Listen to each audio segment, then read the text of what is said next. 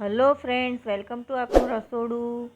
આજે અમે તમારા માટે લઈને આવ્યા છીએ દૂધી, ગાજર અને બીજા ઘણા બધા લીલા શાકભાજીનો ઉપયોગ કરી અને બનતા હેલ્ધી નાસ્તાની રીત।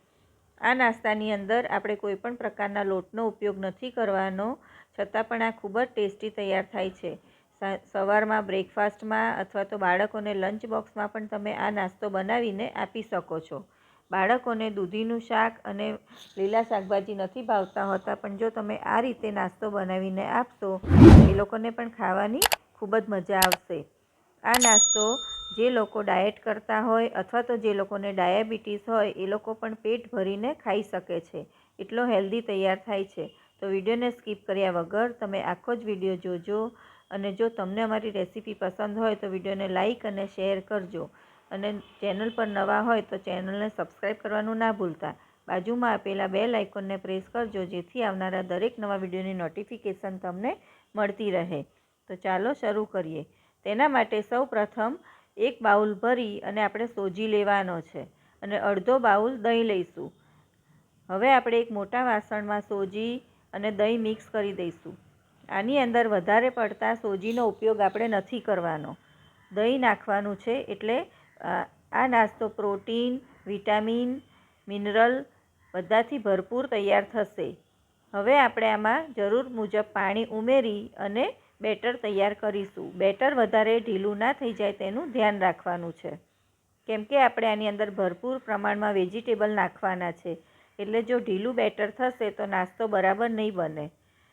હવે આ બધું મિક્સ કરી દેવાનું, પાણી, સોજી અને દહીં, અને આ બેટરને ઢાંકી અને 15થી 20 મિનિટ માટે આપણે રેસ્ટ આપીશું। ત્યાં સુધીમાં આપણે વેજીટેબલની તૈયારી કરીશું। 15થી 20 મિનિટ માટે આપણે આને ઢાંકી અને રહેવા દેવાનું છે। હવે આપણે વેજીટેબલમાં અડધો બાઉલ ભરી અને બાફીને ચોપ કરેલી મકાઈ લઈશું।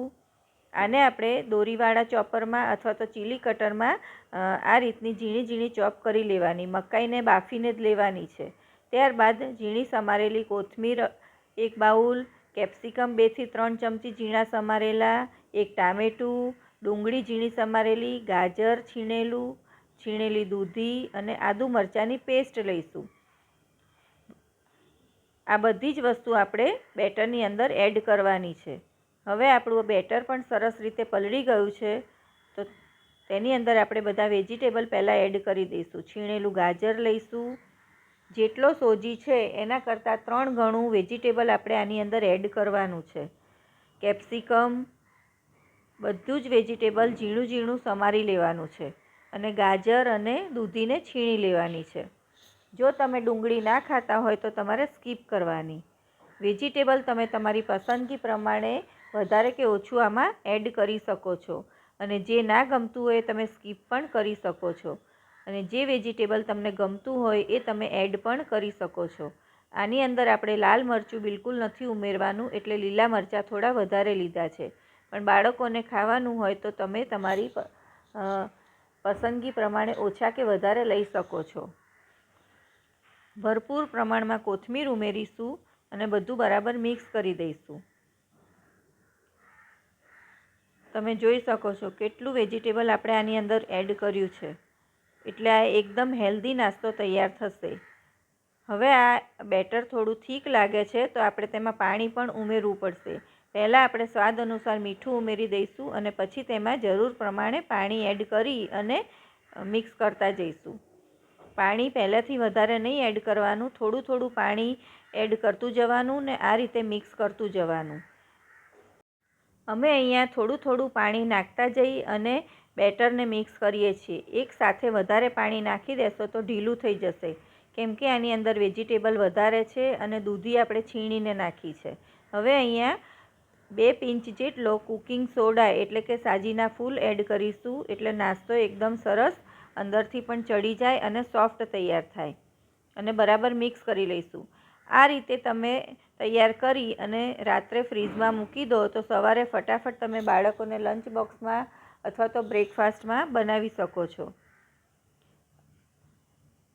હવે આપણે આમાંથી નાસ્તો બનાવીશું, તો તેના માટે એક નોનસ્ટિક પેન આપણે ગરમ કરી લેવાનો, અને તેની ઉપર આ રીતે પાથરવાનું છે.